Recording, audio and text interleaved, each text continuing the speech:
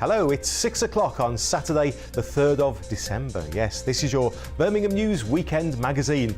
I'll be here with you at this time every week to take a look at what's going on around our area of Birmingham, Solihull, the Black Country and beyond.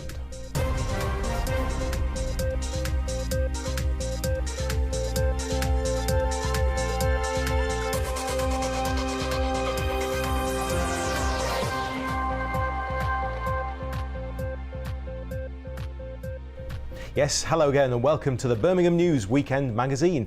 Coming up on today's show, we'll start by taking our regular look at what's up on this week's community notice board. We'll turn to Carl Jones for his regular look at the silver screen.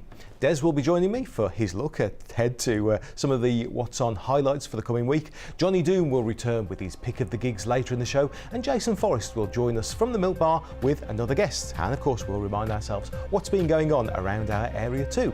And it's all within the pages of this week's Weekend magazine.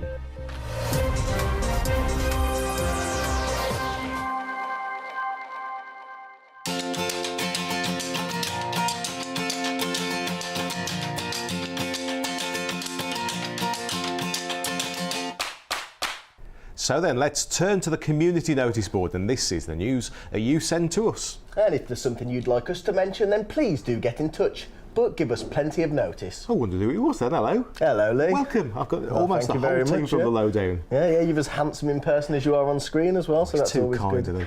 Well, same for you, mate.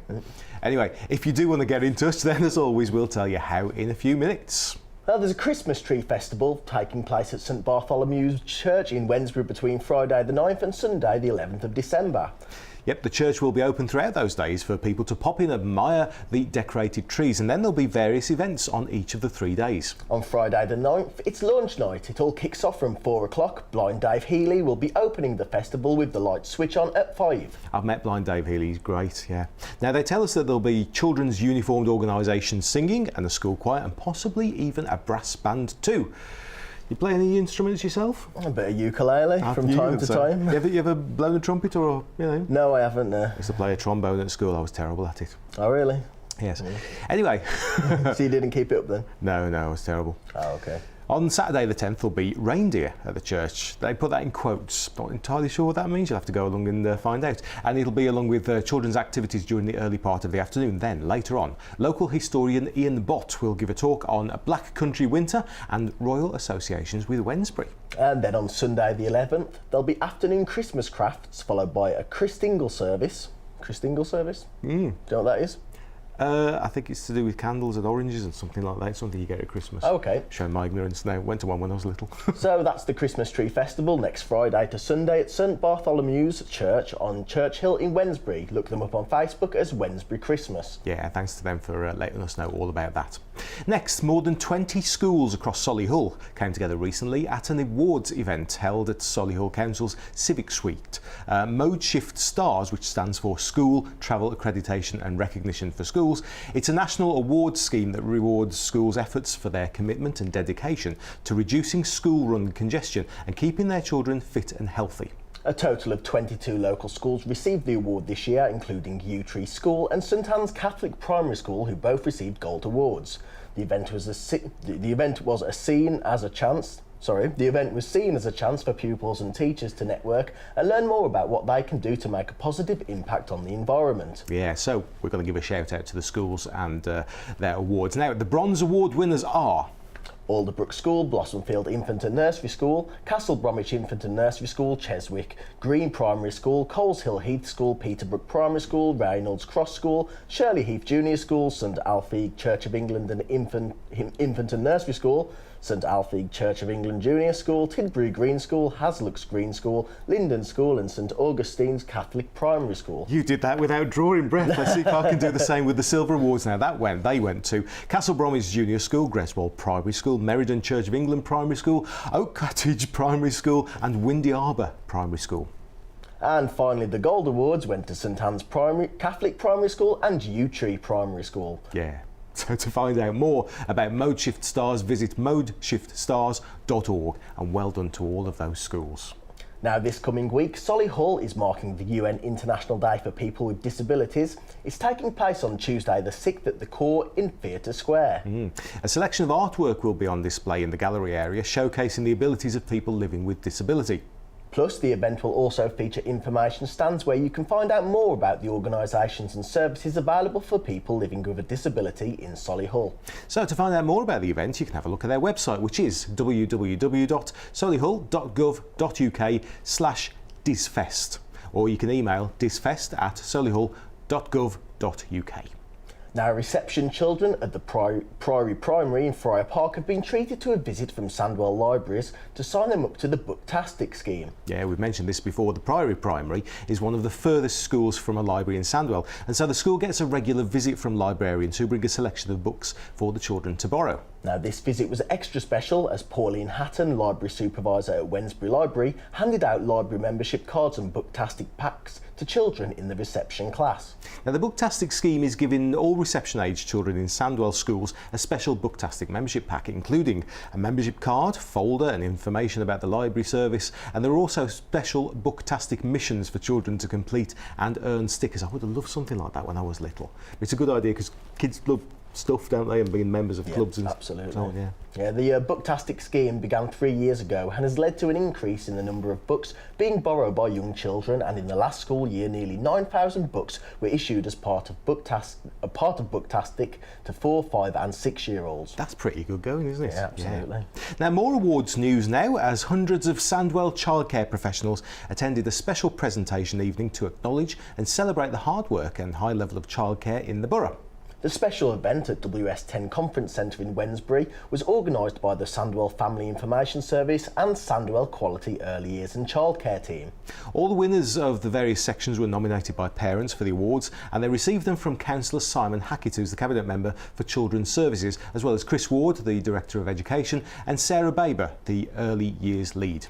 The winners of the evening were... Another list for you. Childcare Practitioner 2016, Lisa Hickman from Lola Bell's Day Nursery.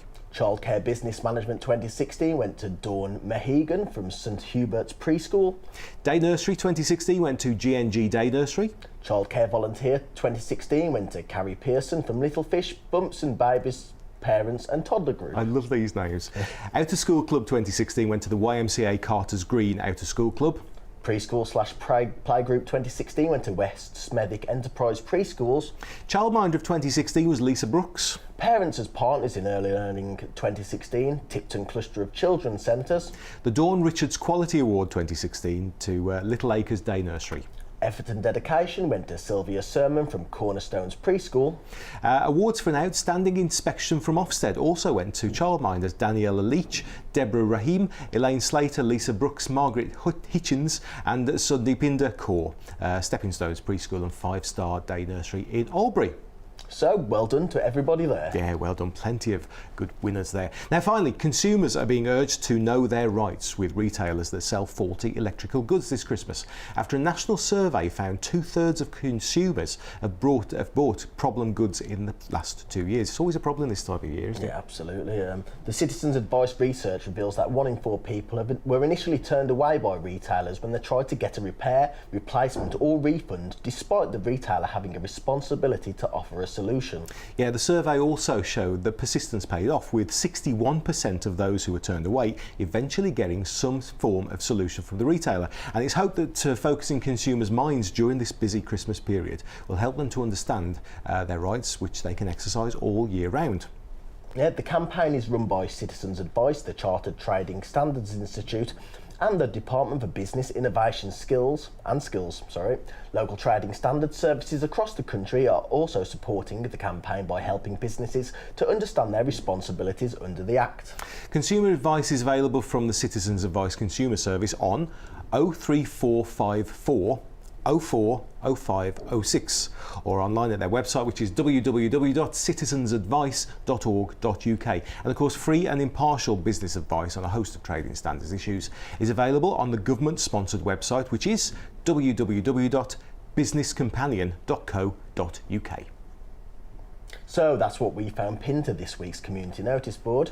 Have you been sitting there hoping that we mention something, or do you know of something coming up soon that we ought to be talking about? Well then get in touch, but do make sure you let us know in plenty of time. That is crucial. So how do you get in touch? Well, as we always say, many ways to do that, but your best bet, email news@madeinbirmingham.tv. And if social media is your thing, then you can look us up and send us a message at MadeInBHam.TV. Or you could even use the hashtag Birmingham News, yes. And of course, we'll have more for you at the same time next week. Thank you for that today. Yep, thank you very much, Lou. Hope to come back soon. See you in the lowdown. Thank you.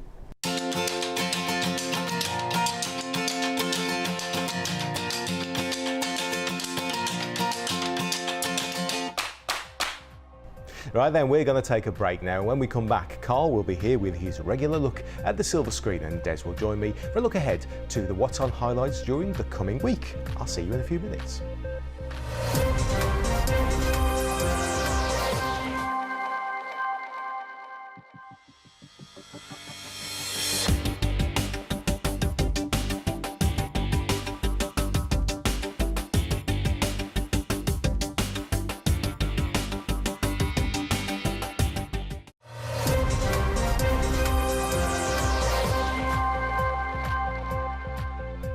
Welcome back to the programme with me, Lee Bannister. Now, Des will be joining me shortly for a look ahead to some of the highlights of what's on in our area during the coming week and a bit of a preview to where he's going to be this week. But first, it's time for a good old look at the silver screen. Fresh from his movie slot in the lowdown, here's our very own movie mogul, it's Carl Jones.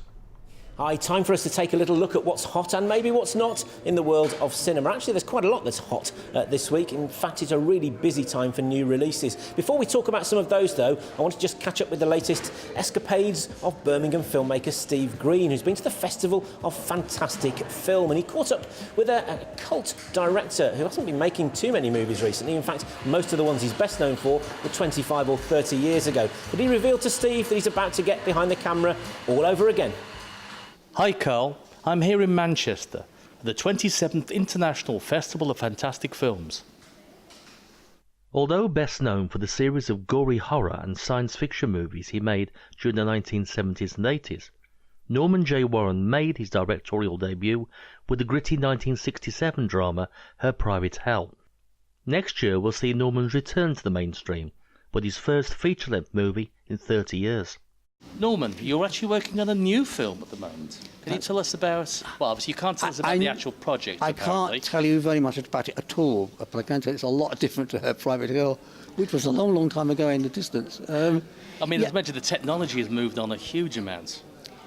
It has, but the basic thing about filmmaking never really changes. I mean, the cameras change, and as you say, the switch from film to digital is the most biggest leap, really, in recent years. But you're still making a film in exactly the same way. I mean, the most important thing about a film is the script and the actors. You know, that's so no matter what you shoot it on is almost not that important if you haven't got the story right. But like Her Private Hell, you're also actually going to a mainstream topic this time, I understand. Well, mainstream is so much. Well, I'm not sure. Yeah, mainstream. You say that. I mean, it's not a horror or science fiction genre film. It's not a horror film, and it's not a sexploitation film like Her Private Hell. I would term it as a sort of mystery thriller. It's quite hard to categorise, actually.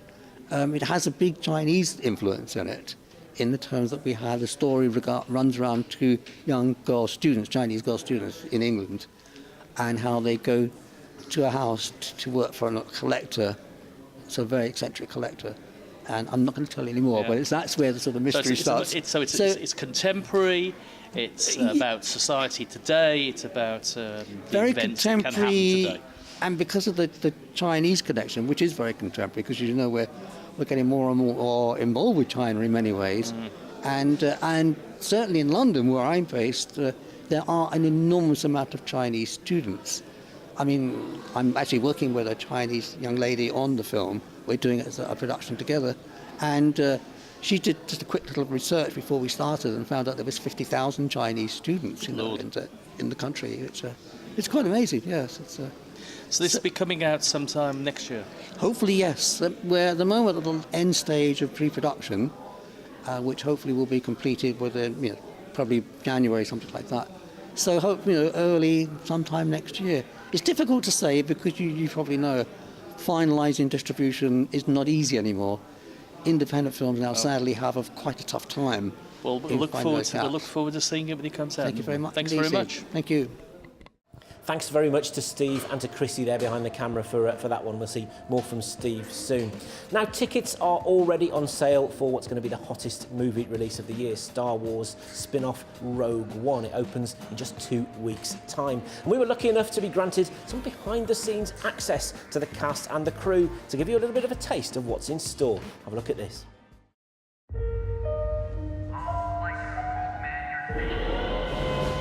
If I'd known since I was 4 that I was going to be shooting a Star Wars film, I would have planned it all my life.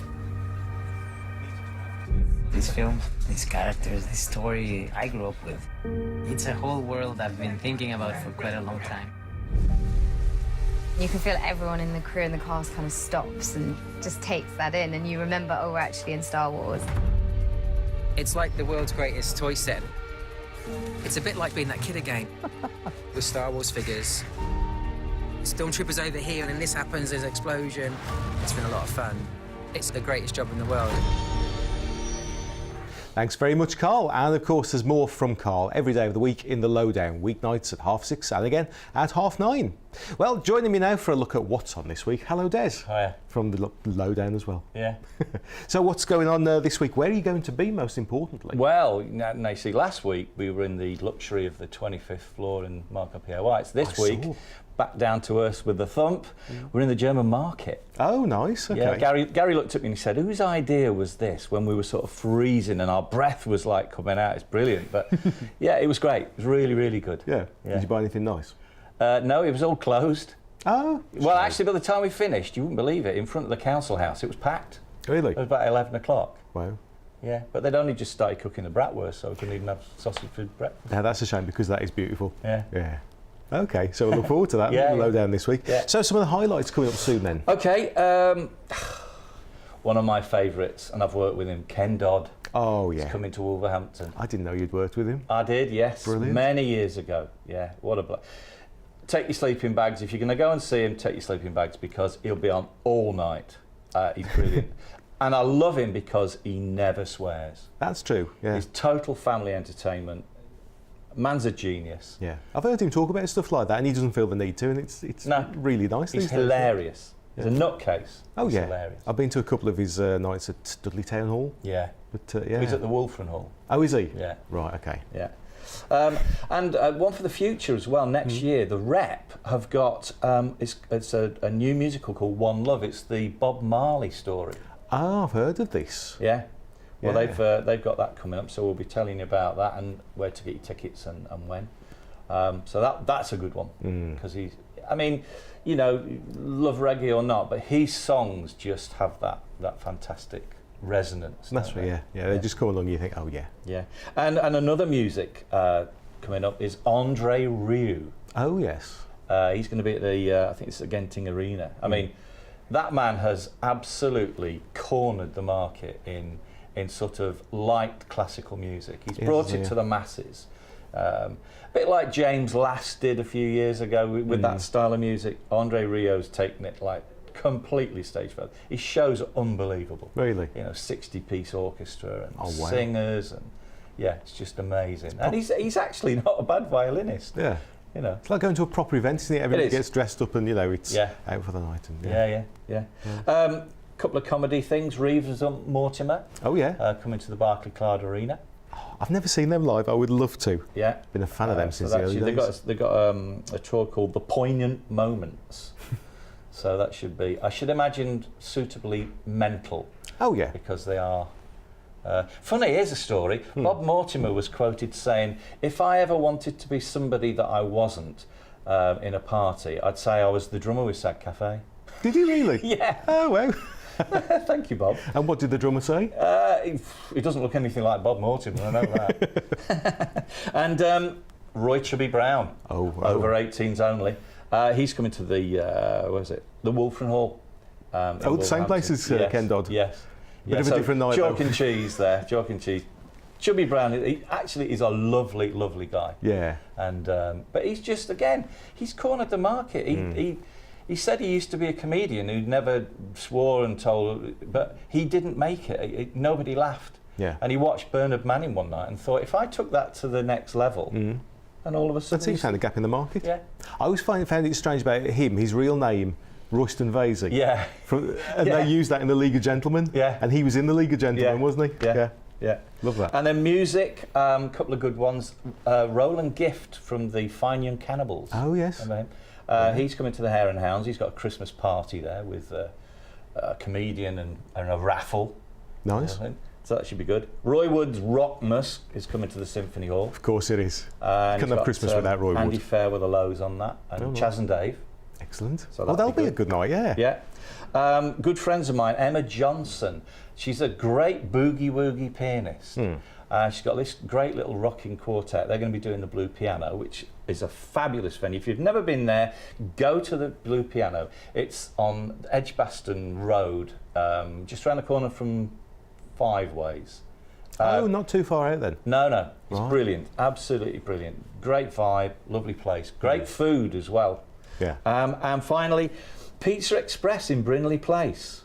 I know it well. Right. Well, they're having jazz nights now. Oh, are they? Yeah. It's now a bona fide venue. Yeah. And they've got Shack Attack. Good grief, yeah. Yeah. That's how Mary Wilson's on there, Shack Attack, and I think Beverly Craven's come. They've got some absolutely brilliant acts coming on. That's a really good idea. Yeah. Oh, I might try that out. I quite like Pizza Express. Yeah. So there you go. Lovely, thank you. And we can find out more about that during the week, can't we? Yes, you can. Yeah, we're on every day on the lowdown. And I said this before, and I say it again. If you got a pub or a club or anything like that, and you want us to come, Des and Gary will come to your venue and we'll do our show right from your front lounge or wherever. All they ask is you put the kettle on. Yeah, give us plenty of notice. Get in touch with us via the lowdown, and you never know, we might well come to your place. Brilliant. And we'll catch you on the lowdown every night of the week, 6:30, 9:30. Yeah. Thank you, Des. Okay.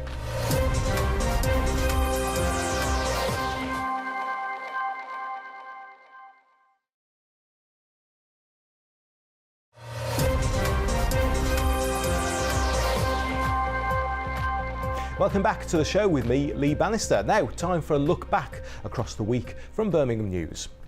And a young art student from Wolverhampton has been dispelling the myth that artists only achieve fame after they've died. At the age of just 24, she's been discovered and her services requested by one of the best known breweries in the Midlands. We caught up with Sunita Meena to find out what has made her such a sought after artist. When student artist Sunita Meena had some of her artwork displayed at the University of Wolverhampton's Faculty of Arts degree show earlier this year, she got a surprise when Marston's plc was so impressed that they asked her to design a piece for their new HQ. Well, when I first got here and I had a view of the whole building and how it's been refurbished, you see that there's different colours and elements that are scattered around the whole building, so it's all consistent. And for the main piece, I kind of used all them colours together to find a right balance between the colours. And whilst doing my testing, I used some of the colours and used them with one another, and that's what came for my main piece, because I wanted to keep a bit of the theme running through the actual work as well. So where did Sunita's love of art stem from? Ever since I've been small, I've just been into drawing and painting. It was a hobby at first, but as I got into it a bit more, when I did my foundation for 2 years, I kind of found my path, and I knew this is something that I wanted to do for the rest of my life. With her unique style attracting some serious coverage, will she maintain it, or is there still room for it to evolve? The more things I do, the more how I develop it, more things stand out to me, and when that happens, I just keep picking at it and keep picking at it until it gets better and better and better. So I can't say where it's going to be in a few years' time. It's just going to keep developing and getting better. Sam Davis, Birmingham News. Now, while recent economic figures have indicated that the West Midlands is performing well as a whole, unemployment across the Black Country, particularly amongst young people, has been a serious concern in the region for decades. But there are a number of projects in the area that aim to help get people into work. One of those is celebrating 5 years of a partnership approach, as Sam Davis reports. Over 150 job seekers descended on Walsall Town Hall today to find out how partners are offering support to get them into work or training. Walsall is fairly typical across the Black Country in that unfortunately we have a higher than average unemployment rate, particularly in the younger age bands. So what we're trying to do is put a specific focus into matching people together. We've actually got people out there now who are willing to supply jobs, apprenticeships and training and people who need said services, and what we're trying to do here is to speed date them together. We found a couple of years ago that as well as young people accessing our service, a lot of older residents were saying, was there any support for us? So we expanded the programme and we basically launched a job matching service for residents of all ages. Youth unemployment is a well-documented issue for our region, but one new project is tackling the issue head-on. We're part of a Black Country programme called Black Country Impact, and Black Country Impact has 5 partners, the 4 local authorities and Black Country Talent Match. So as a team, as a partnership, we are supporting 16 to 29-year-olds who are currently NEET, unemployed, inactive or active, i.e. claiming a benefit or not claiming a benefit. How does this approach differ to previous attempts at getting people back into work? What's different now is that before Job Centre Plus many years ago would say no, the computer says no, but now we say yes to everything as long as it helps, and the focal point is our customers. It's about the client group as well. It's not just the people on job seekers allowance, it's people on other benefits as well, like income support. We're trying to help with the loan parents, and obviously customers on the PSA benefits, the employment support allowance benefits, to make sure that everyone has an equal chance to find work and sustainable work. We only do that by working with our partners, with the Walsall Council and other providers here. Sam Davis, Birmingham News. Now, for the 16 days leading up to the United Nations Human Rights Day on December the 10th, you might notice something a little different happening across Wolverhampton. #OrangeWolves aims to help raise awareness of domestic violence and also to highlight the support that's available to victims. Organisations across the city have joined together for a unique campaign which is sure to attract attention. Aaron Wiggins has more. It's that time of year that we usually start to see Christmas lights across the region, but if you're in Wolverhampton, don't be surprised to stumble across a sea of orange over the next few weeks. The Orange Wolves initiative has begun as organisers are pushing a campaign to try and tackle acts of violence, in particular against women and girls. It's in line with the United Nations campaign to Orange the World, to raise awareness and to eliminate violence against women and girls. That covers domestic violence, sexual violence, forced marriage, honour-based violence and female genital mutilation. So obviously we can't Orange the World here, but we can Orange Wolverhampton. In the UK, 1 in 4 women are victims of domestic abuse and a further 1 in 8 men. Orange Wolves is also being supported by West Midlands Police, as well as Birmingham University, who are gathering research in the hope to find out the root cause of domestic violence, which could go some way to eradicating the problem altogether. We're just at the start of that project now. It's being funded by West Midlands Police, and what we're doing is we're finding out about people's experiences of seeking help when they're in this difficult situation. So that involves talking to survivors, talking to support workers and talking to people who work for the police force and finding about what happens. And then we're hoping to learn from that and bring those different groups together to identify some things they would like to do to make the response better. The scheme will be running until the 10th of December, which is Human Rights Day. Orange Wolves are urging people to get involved and wear some form of clothing with the colour. And if it could result in a decrease in the number of victims, it could be safe to say that orange is the new Black Country. Aaron Wiggins, Birmingham News. Now, not so long ago, the death knell was ringing out for the future of the good old-fashioned book, with digital books, e-magazines and social media hailed as the future. However, it looks like our love of storytelling is as strong as ever, and nowhere more so than in the West Midlands. And now one Midlands author has been nominated for a Costa Award with her debut novel. Aaron Wiggins met up with her to find out more. Never judge a book by its cover, something that couldn't be more relevant to Birmingham-born author Kit Duval, whose book My Name is Leon has been nominated for the 2016 Costa Novel Award.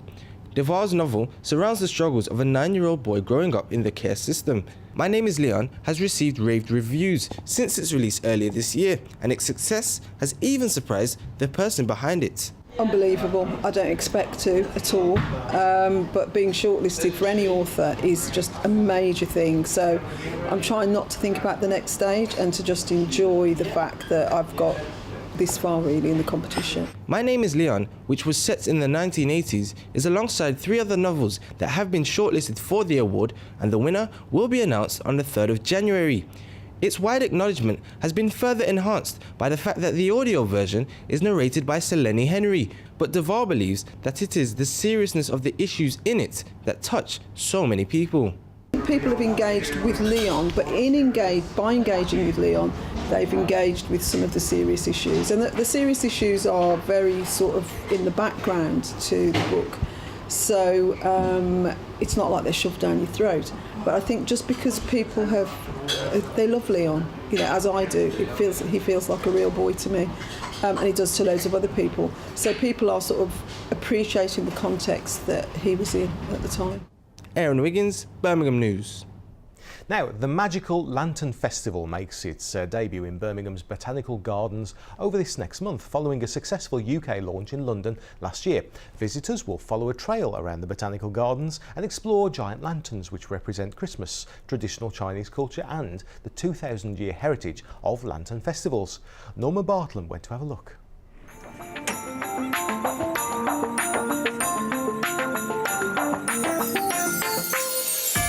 Well, Walsall may have had its Arboretum, and Blackpool's got a few lights as well apparently, but it's Birmingham that's setting a shining example to the rest of the country by staging its own Magical Lantern Festival at the Botanical Gardens in Edgbaston. Bulbs at the gardens usually take a few months to germinate, but these lighter bulbs were blooming marvellous from the outset. Well, 4 days a week until the school holidays, then every day until the 2nd of January, youngsters and the young at heart can marvel at the illuminated creatures and buildings that have sprung up within the 15 acres of the gardens. The developers have made good use of the woodland, the paths and the ponds to create a really stunning experience. The centrepiece of the Festival of Light and Illumination is a near 10 feet high depiction of the Birmingham Bull. It's the first time that Birmingham's Botanical Gardens has been involved in a project like this. It's always wonderful to do something for the first time, and when it's something that's as successful and popular as this, you really feel as if you've done something right. So yes, we are really pleased. I think the main thing is that the gardens are going to get 65,000 visitors over the course of Christmas, and that if every single one of them comes back, we'll be a much more prosperous organisation and successful organisation than we were before. So yes, good news all round. Visitors enter through a 12 feet wide illuminated arch, and then the breathtaking trail begins.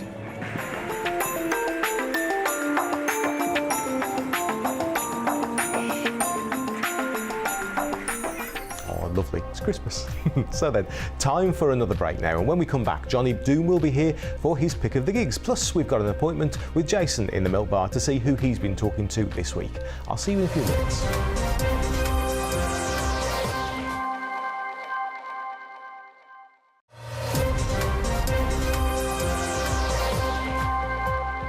Welcome back to the final part of today's programme with me, Lee Bannister. Right, now we're turning to the Milk Bar with Jason Forrest, and as ever the Milk Bar reflects what's happening in and around our area, often with a focus on the city of Wolverhampton. Now you can hear it on the radio and as a podcast, and now Jason's here each week with one of his guests.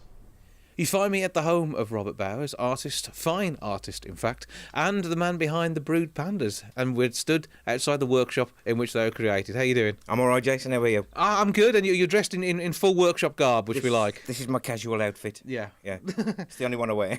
I don't think I've ever seen you in anything else. I saw you in a jumper once, but it was cold. That's understandable. So, I mean, this is where you do all your creating and crafting, and whether it be an art commission that you're doing for a council or a public space, it all sort of comes out of the one place, doesn't it? This is the inside of my head. It's not massively tidy, but it does look very productive. Oh yeah, there's loads of projects going on. It's just I like to work on loads of different things at one time. Mm-hmm. And I say, looking around, I can see some creatures who look quite aggressive over there. What exactly are those? Those are the Ink and Iron Tattoo Awards. And awards is one of those things you've done many of over the years. Yeah, Birmingham Young Professionals, Hostess Awards, which was a weird one. And then, Speedway Awards as well for Wolverhampton Speedway, for Greg Hancock and Billy Hamill. And then these ones here, the tattoo ones. So lots of stuff ongoing, but so the big thing has been the pandas. And it's all started over the summer when you decided to create a bit of a project to get kids interested in art. Yeah, I just thought, instead of them being sat at home, let's try getting them out and about. So I invented the brood pandas. Now, there was the whole Halloween event as well, which has proved really popular, but they were bad pandas. But all the messages come through from the chief panda, which are coming directly to you, which is quite strange. Via internet. Yes. Yes, he uses my internet connection, and he lets me know when and where they're going to be. And then anything can happen from there, and it all goes on the Brood Panda Facebook page. And I see behind us we have a giant panda who's starting to take shape. Yes, it's the big panda who will be given away as one of the prizes. And once this is finished, you can put him in your garden. A garden panda, which is the best way of doing it. Yeah. But you're also working on your orb as well. Tell us a little bit about that one. Oh, Orb. Orb is the story of a little creature that started to decide to make Earth. Mm-hmm. And from that, he made people. It's not a god, and it's not a deity or anything like that. It's just a creature. A lovely piece of work, and it's been great seeing that sort of start to appear online. But that's very much a personal project at the moment, isn't it? Purely a personal. There's nothing. It's not for an exhibition or anything like that. It's just for me. It's to clear space. You know how people have a wardrobe that they've got shoes and things like that in. Well, I'll clear my head out like that. And it becomes something reality, 3D, some fantastic artwork that people can see. But obviously, you do a lot of 3D stuff, but you also do some of your actual prints and things as well. So it is 2D stuff. I'm looking at around the house, the stuff on the wall that I know you've produced, and it's fantastic. Well, we both do art. Why not fill your house with art? Yeah, this is Hannah that we're talking about. Yes, yeah, Hannah, the boss. Yeah. So we just, or if we can't see anything that we like, we'll make it. And that's the amazing part. I mean, even just looking around, there's little furniture projects and things that you're working on, that sort of stuff, which people you can't get, but you're often reusing things which would just otherwise go in a skip. Yeah, there's loads of programs on now, but they don't tell you how to do it properly. So that's what I do. Yeah, you are the man who can. Yeah. So it's an amazing view around the workshop. In fact, here is a panda in your pocket. Yeah, look out for the little pandas. They'll be out there. Thank you. Thanks, Jason, and we'll have more from the Milk Bar at the same time next week. And remember, you can download and listen to the latest edition of the Milk Bar from www.themilkbarpodcast.com. Time now to head on over to Johnny Doom at his desk from Amped as he gives us his weekly pick of the upcoming gigs.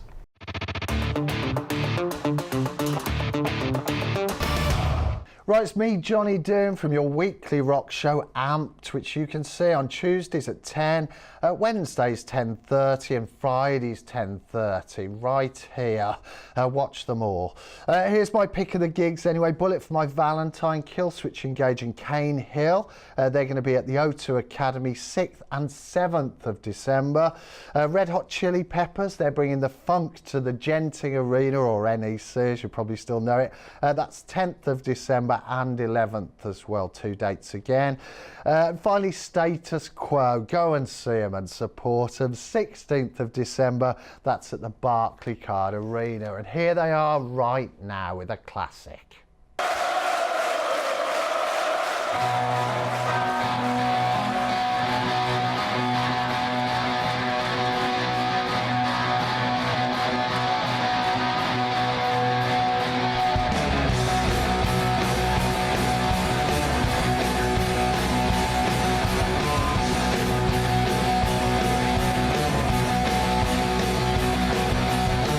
Down, down,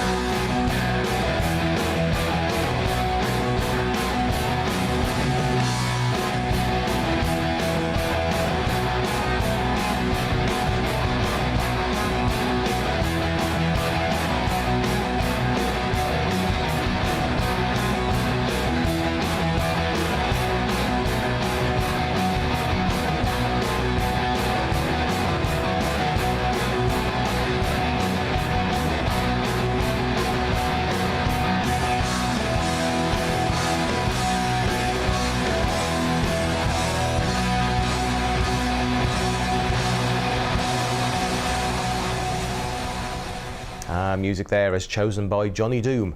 And thanks to Johnny Doom, as he said, he'll be back with Amped later on during the week. And so it's time to close the pages of the Birmingham News Weekend magazine for Saturday. I'll be here at the same time tomorrow, and then you can catch more news for Birmingham, the Black Country and Solihull every day of the week. I'll have your lunchtime edition on Monday to Friday at 1 o'clock, and then Mike Prince will be here at 6 and 9 in the evening with the latest for Birmingham, Solihull and the Black Country. So, thank you for watching, and I'll see you back here at the same time tomorrow. Ciao a bit.